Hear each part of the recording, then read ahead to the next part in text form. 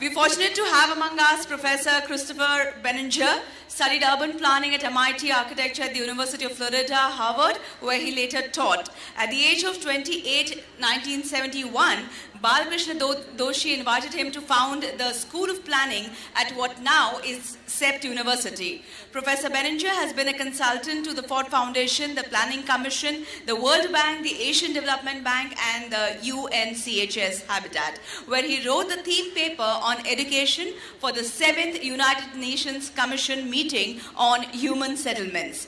His urban planning projects include the capital plan for Bhutan, master plans for 6 cities in Sri Lanka, and large-scale planning assignments for urban development authorities across India. He returned to his love for architecture at the age of 50 with design of his own campus, CDSA in Pune, followed by many award-winning projects and several major commissions. His current passion is the design for the Aziz Premji University at Bangalore. Professor Benninger is an avid writer whose book, Letters to a Young Architect, was in the top 10 best-selling non-fiction books in India for many months and is now translated into Chinese and Gujarati. His articles frequently appear in the architectural press. Professor Benninger is a distinguished professor at CEPT University, president of CDSA Trust, honorary trustee of the Pune International Center, and has served on the boards of the School of Planning and Architecture, New Delhi, and the Fulbright Foundation. I invite Mr. Benninger for the keynote address while requesting all the other dignitaries to take their seats in the audience. It would be better to hear him from there.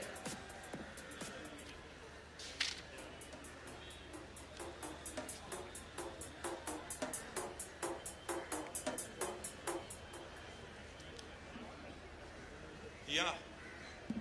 Hello.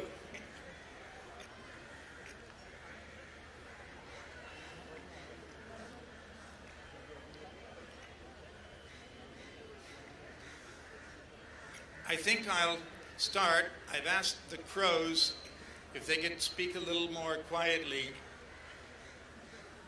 so that I can be heard.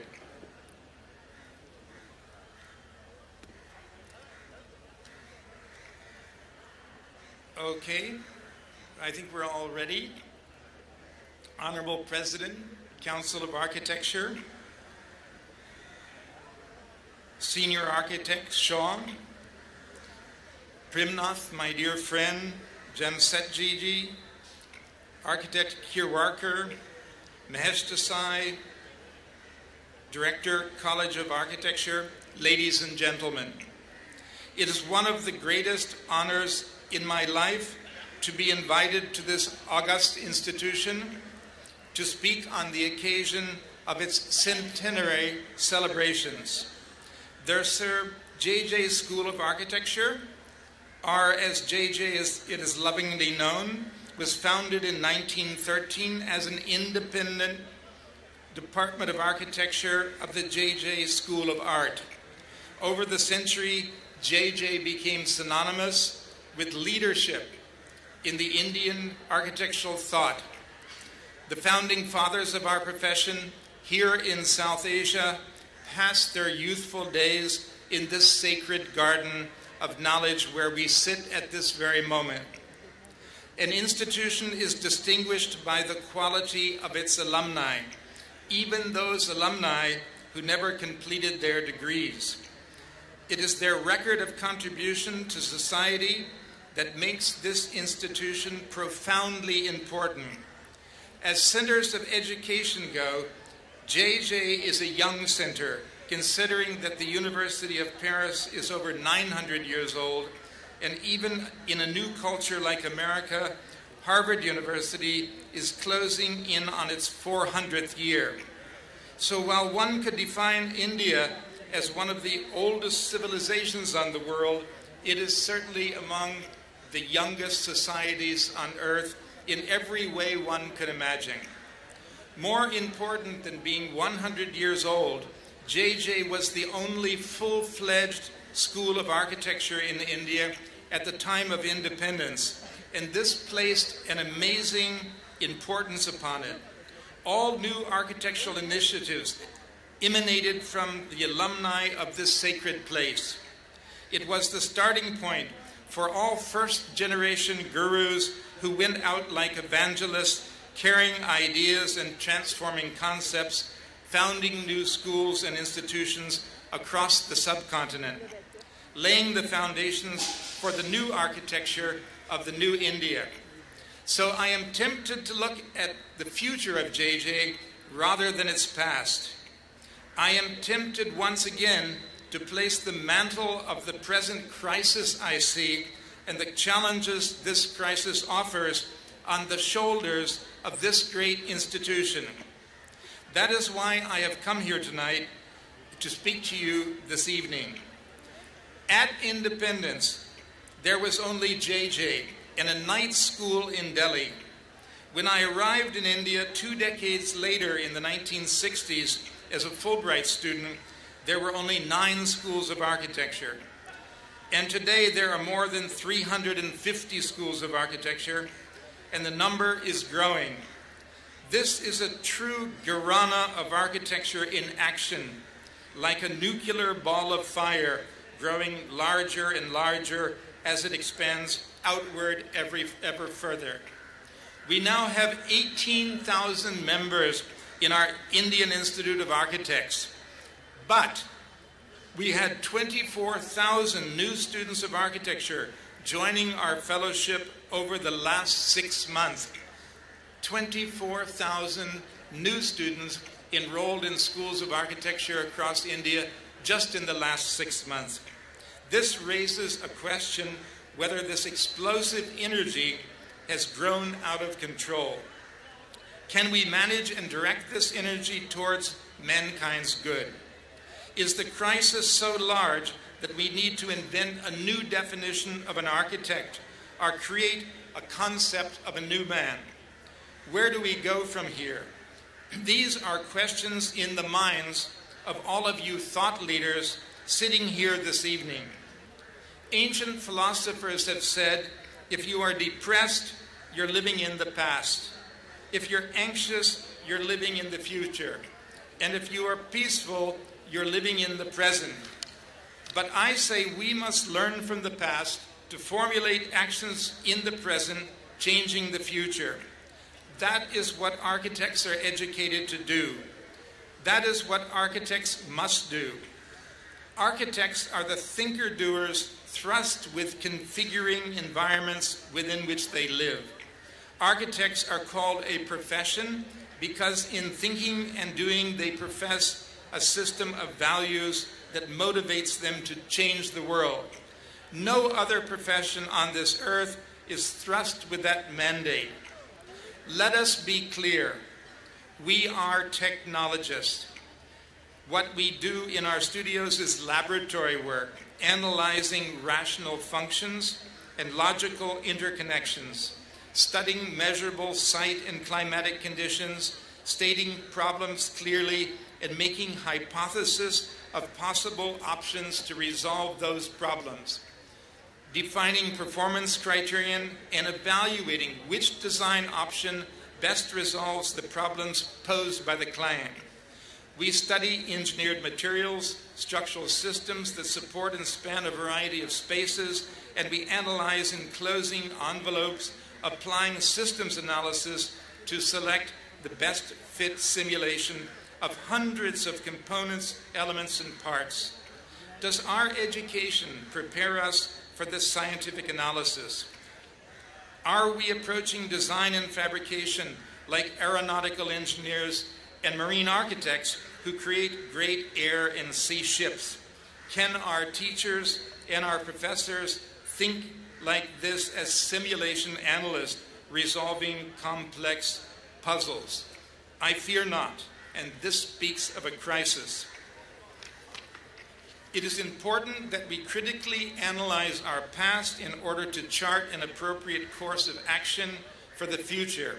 Here is where JJ again can take the lead. Here is where JJ can be a model and a role model for other schools of architecture. So let us take a quick look at the past and some of the critical assumptions that we need to revisit. I feel we must change, and we must change now. It is important that we understand those areas of change in order to comprehend the challenges that face us. Let me list change areas where JJ can take the lead. I think we need to change the image of an architect from a simple artist to an innovative technologist. We have seen architecture as an artistic act of creation rather than an act promoting the useful arts through rational procedures and scientific methods.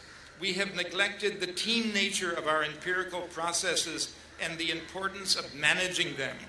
Our failure in this area has opened the door to what are called PMCs, project managers, jumping into our professional job. JJ can be a leader in making architecture a holistic and scientific profession. Another change, we have to change from the great man theory of a profession which produces Michelangelos and geniuses to a profession that produces capable professionals. We projected the architecture in the past as a great persona, a great man, a single individual who would become an immortal genius. We followed the Western model of putting the individual in the center of the universe instead of our own great tradition of Gharanas. Rather than passing a body of knowledge down from guru to student, we thought each generation produces its unique contemporary wisdom embodied in a few selected geniuses. We thought that buildings must yell and scream like anal retentive babies, grabbing for attention and claiming to be new revelations. In fact, we are just doing our job. We are simple professionals, and we try to do our jobs well. JJ can lead the way in bringing the image of the architect back down to earth. We have to move from what I call romanticism to objective reality. We have neglected objective reality in favor of romanticism. We never saw the slums mushrooming up all around us, and we rarely saw the villages that are the very fabric of this nation. We imagined the architect sitting in a colorful studio, designing beach houses, mountain retreats, iconic museums, and monuments, instead of analyzing society's problems and solving them through relevant built fabric.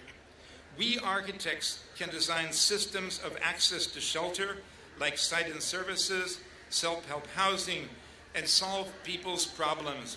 Instead of special economic zones, where the government participated in acquiring thousands of hectares for industry, we can promote special habitat zones, where the government, who claims there's no land for housing, can help us create SHZs, integrating housing and working spaces holistically. JJ can take a lead in these kind of innovative approaches using its studios. JJ can buck the trend of making pretty little things and focus design on reclaiming our place in society. Another change, we have to move from what I call fuzzy logic to systems thinking. We start off in the first year often teaching sketching and sculpture. That's nice. But we never teach youngsters the anatomy of a building. We never put forth a consistent, holistic, and systematic image of what a building is. In medical studies, during the very first year, students devour a big book called Gray's Anatomy of the Human Body. If, as a medical student, you don't grasp this systematic view of the human skeleton, the muscles, the nervous system, blood circulation, and the organs, you can't go on. You stay back, you are failed, and you must try once again. In the same spirit, if you don't know all the basic systems of a building, structural, electrical, plumbing, IT networking, air conditioning, etc., you should not be allowed to go forward into your second year of studies. Here is where JJ can immediately lead the way. I challenge you, JJ, give yourself 1 year to produce the JJ anatomy of a building. It could be a mirror of Gray's Anatomy. Subsequent editions can improve in content and style, but we need to do this on a crisis basis. This should form the basis of the first year Make It or Break It course. After a year of testing here in JJ, other schools can take it up. We also need to move from strictly a kind of creative approach to an innovative approach. We put a huge effort in our studios teaching what I believe cannot be taught, and that is creativity, neglecting what can be taught to everyone. We cannot make a person creative. We can only recognize creative traits and encourage them. But we can teach people building systems, building materials, building methods. And I am yet to find a school that teaches students how to put a building together. I'm yet to find graduates come to my studio who know basically what all the parts of a building are. More shocking to me, I'm yet to find a master's degree program that focuses on what we actually do in professional architectural studios. In studios, we manipulate technologies of construction to solve architectural problems. I personally believe that most master's degree programs are a huge step backwards in a youngster's career. Postgraduates from abroad returned crippled, losing 2 critical years of experience in a studio and going into debt paying for their fees abroad. They have been diverted sideways into a no man's land of problems they can never solve, and they expect to be paid higher salaries for their newfound confusion. JJ, I challenge you, create a master's degree program around the creation of construction documents, around building technologies, around mechanical equipment, around details and how to standardize them, around construction management and making buildings. Do this now and you will be a leader tomorrow. A sixth area is what I called, let's shift from the blind leading the blind to professional teaching. Now here at JJ, you're very lucky to have great teachers, but if you go out into this big country called India and you see some of the new schools of architecture, you'll see little kids who graduated 1 or 2 years ago teaching the new kids who are coming in. We are inducting an army of very young teachers, barely out of college, with little knowledge of what a practice is, with no site experience, and no clue of the various contractual, technical, legal, and ethical issues that professionals handle. Would we have such people teach medicine or trust them as our doctors? We think that by requiring teachers to complete a PhD, they will become knowledgeable or wise intellectuals. We think that they can learn building systems through osmosis while studying abstract theories for a PhD. We are making a mockery out of the doctorate of philosophy and idiots out of our teachers. It is painful for me to say this, but even more so to watch it happen. All architects must first work in a studio for some years, know the practice of architecture, and then be in a position to share their knowledge as teachers. While lecturing in Chinese universities this past spring, I found that their governments awarded important architectural commissions to professors, involving them in the practice of architecture. This is true in Japan also. It brings prestige and experience to teachers. We must ensure that our teachers are involved in design and construction. We could suggest that governments award rural schools, rural hospitals, and low-cost housing projects to schools of architecture, so that there is a live studio attached to the teaching studios. I remember once visiting Tangei's studio at the University of Tokyo, and it was right in a balcony overlooking the master's degree class studio that he taught. Another change, bringing the focus back to practice. We seem to have forgotten that architecture is a practice. Let me repeat, architecture is a practice. It is not theory, it is not talking, and it is not meetings. Managers constitute a kind of talking class, and we are the working class. We need to teach people how to work, how to do a professional job, not how to be great creators or famous Michelangelos. We need to teach materials, technologies, construction techniques, not just how to do 3D Max renderings of upside-down buildings. It is important that JJ lead in teaching the business of architecture, including accounting, contracting, taxes, HR, and more important, ethics.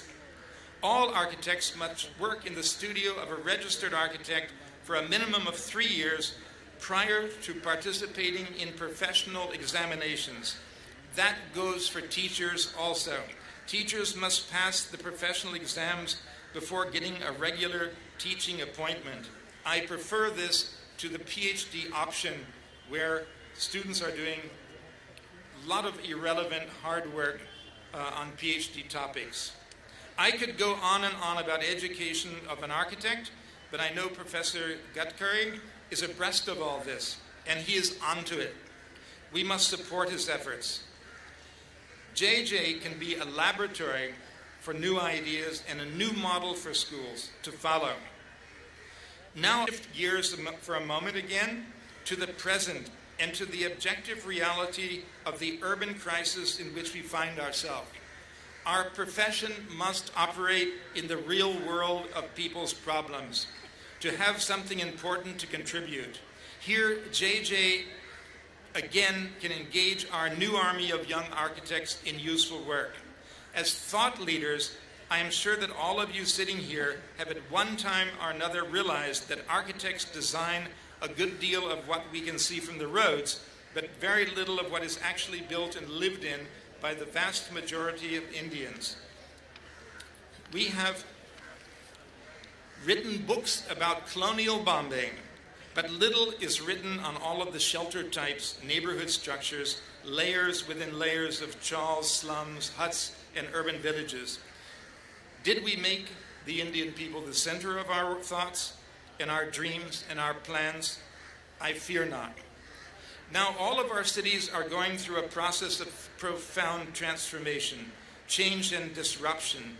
It is not just that the metropolitan population of Bombay almost doubled in the past 20 years. Our country's demography has radically changed also. About a quarter of our population subsists below the poverty line, and a third of the country's poor households live in our cities. That means proportionately there is more abject poverty in cities than in rural areas. Cities, for better or worse, have a greater ability to absorb different levels of human existence in the food chain than rural areas do. Desperation and survival are sucking people into our cities, just as technology and media are pulling them in also. As our youth and our poor are drawn into this great, churning dreamland of hopes, desires, and aspirations, the reality today is that only about 80% of our population cannot afford any commercial housing within the metropolitan area of Bombay. Only about 20% of the people living in this entire metropolitan area can afford to make the monthly EMIs to buy any scheme. And the situation is such that south of the airport to the bottom of the fort, only about 2.5% of the people living in the metropolitan area can afford to buy anything in this area. From there out to Vashi, Thane, Kalyan, only another 6%, and the rest of the people who can afford are going way out to Karjat and Panwell and beyond. So we are creating a city where people cannot afford to be citizens. Moreover, half of our people are less than 25 years of age. They are starry-eyed and full of aspiration.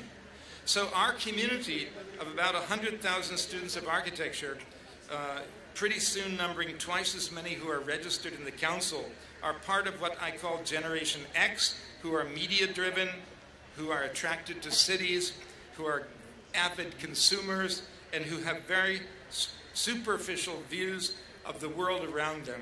They have a very unrealistic idea of the world they're entering into. These kids, these migrants, and these youngsters back in the villages are all driven by aspirations. I want that word aspirations to keep in our mind. Whether they come from a slum, or from the western suburbs, or whether they hail from a mountainside village outside Kolhapur, are from a tower in Malabar Hill. They are all driven by huge aspirations. Our generation grew up in a crisis of poverty, but we now face a much more complex and disruptive crisis, the crisis of aspirations. Our 1 lakh students of architecture are really not a large number. Seeing the depth of the problems facing us and seeing its dispersal across the entire subcontinent. It is not the size of the learning community that is threatening. It is my doubt that we can teach them to confront the new challenges that face them. So we have a crisis of cities, and we have a crisis of schools of architecture multiplying ad infinitum with people who barely know how to teach. What would be the role of JJ in these two combined crises? Lastly, I would say that architectural schools have to move more into the urban scene, into urban infrastructure, and particularly a school like JJ is an urban school of architecture. So while we need to focus on construction and technology, we also need to spread and deepen our understanding of urban structure and regional infrastructure. Herein lies my last hope for architectural education. Let us break down the walls we have created between teaching of architecture, urban planning, and urban design. Cities are far too important to be left in the hand of urban planners alone. Cities are the macro structure and the fabric within which every building finds its appropriate place and its nature. We must integrate an understanding of urban structure into teaching of architecture. Students must know about urban infrastructure and land patterns. They must know where the water their buildings consume comes from. They must know how the sewage from their buildings is flushed into its branches and trunks and what happens to it before it is dumped into lakes, nalas, rivers, and the ocean. They must know how solid waste from their projects is collected, processed, dumped, and what happens to these heaps of garbage over the decades. They must know how much energy is consumed in the buildings they design, and where does the energy come from, and how is it produced, and how is it distributed.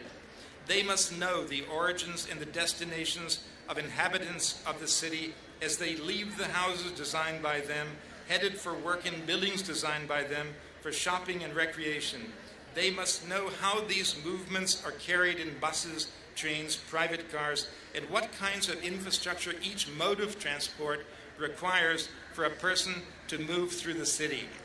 They must know geoclimatic nature of the soil upon which their city sits. They must understand the basic ecology of a city. They must finally know land uses, population densities, and types of buildings that make up this urban fabric, and the kinds of networks that this great spaceship in which we are living works. JJ is one of the world's truly urban schools of architecture, and it must take the lead in inventing a truly urban architectural curriculum. Urbanism must be woven into the teaching of architecture in JJ and be made a thread in the studios and the subject matter of academic courses. The economics and sociology of cities must form the core of social sciences taught at JJ. Now, having spoken what we can do at JJ, what JJ can do, we as alumni and as practicing professionals have many things we can do also. All of us who call ourselves architects must walk on two legs. We must be good professionals and simultaneously contribute to the process called education. We can do this by teaching in schools of architecture. We can teach in JJ on a pro bono basis. There's no reason why some of us would need to charge to teach, even if it's giving a few lectures a semester, or running a workshop on some issue or skill we feel we can teach the students. We can be jury members, or we can write books or textbooks. We can be making places in our office for trainees, and I also feel we can make places in our studio for young teachers who can work part-time teaching in the morning and working in an office in the afternoon to learn what is architecture. Finally, we must know that we can inspire students. Inspiration is that moment of self-discovery when a youngster realizes their unique abilities.